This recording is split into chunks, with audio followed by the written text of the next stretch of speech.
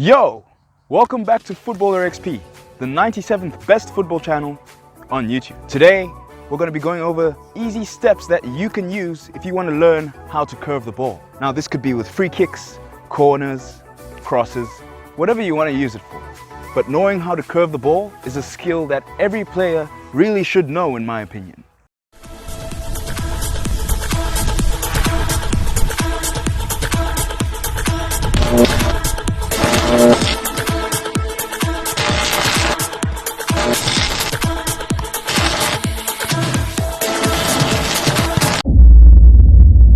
Now, before we really get into it, I just want to say I had a coach who used to tell me that the best coaches don't overcoach their players. And I don't mean this in terms of discipline or how hard they convince you to go to the gym. I mean it more in the sense of technique. The best coaches won't dictate your technique too much, because football's an art. You know, at the end of the day, your body will gravitate towards doing it in the way you find most comfortable anyway. For example, if you're teaching someone the basic skills of how to draw, you're not going to start going into detail and telling them, if you don't hold this pencil like this and you hold it like that, then you're wrong, your drawing sucks. No. I had a coach who always used to tell me literally everything, and I hated it so much. I hated playing for him. He used to be like, oh, take 2 steps left, then take 2 steps back, and then approach the ball at 30 miles per hour. And I wouldn't even score. So what's the point? Until I just got used to doing it the way I wanted to do it, and I could practice better, and I eventually became better doing it the way I preferred to do it. But there are basic things that you need to take into consideration when learning.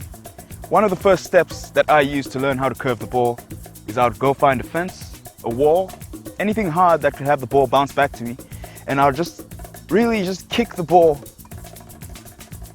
at an angle. So really skid your foot off the ball so that it goes perpendicular to the direction your foot is kicking in. That is the movement and the touch that you want to have with your foot and the ball. So you should get used to that first. Now, I always recommend taking your kicks from a bit of an angle, because that way when you approach the ball, there's more room for you to try and bend it around. Some people prefer to approach the ball from straight on. No problem with that. If that's the way you prefer to do it, go ahead. But I always prefer to approach the ball from about a 45-degree angle. Now, just like with all other free kicks and corners or any other kicks that you'll take while the ball isn't moving, it is always more effective to take a run-up to help build some momentum and increase the power of your shot. The connection between your foot and the ball makes all the difference when curving it, because if you kick the ball with the wrong part of your foot, you might not achieve the curve you're looking for. For the ball to curve, the ball needs to have spin. How do you generate spin of the ball? Well, the same way you'd make anything else spin. Your foot has to slide across the ball the way your fingers would if, say, you were skipping a rock. But at the same time, the tricky part is generating power on top of the spin, because you'll need quite a powerful shot to beat any decent goalkeeper. The good thing about curved shots is that a lot of the time, if they're placed nicely, even without that much power, the keeper just won't be able to reach the ball. And it can also be confusing for them when the ball is just constantly changing direction in mid-air. So how do you get some power onto your skid? Well, connection is critical. If you were to kick the ball with the back of the inside of your foot, you won't generate as much power as you would if you were to kick it with the front bony part, or whatever it's called. You know the part I'm talking about. Then your follow through is just as important as the connection. Keep practicing the connection of the ball until it becomes very basic to you. Once you've mastered that and you've got the connection sorted, then you can progress to training and focusing more on your follow through. Now, this is totally up to you, and whichever way you feel most comfortable, as I mentioned before. I personally prefer to throw my kicking foot in a circular motion so that it wraps around my leaning leg. It looks really weird, but hey, it works, baby.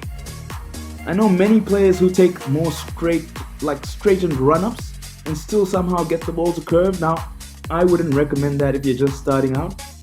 I don't even know how to do that, so I guess I can only teach you what I know.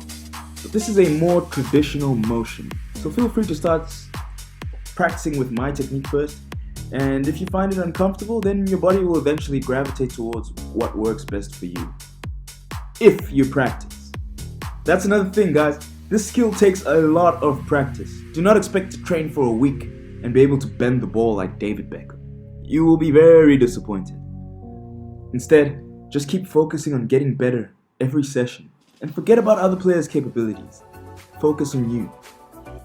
So that's it for today's video, guys. I hope it's been helpful for you in terms of learning how to curve the ball. Now, go ahead, try it out. Show off in matches, show off to your coach, show off to your teammates. Be a star. Don't forget to leave a like, subscribe to Footballer XP, and also leave a comment letting me know what your favorite technique is, or what technique you want to go ahead and practice the most. I'll see you next time on the 97th Best Football channel on YouTube.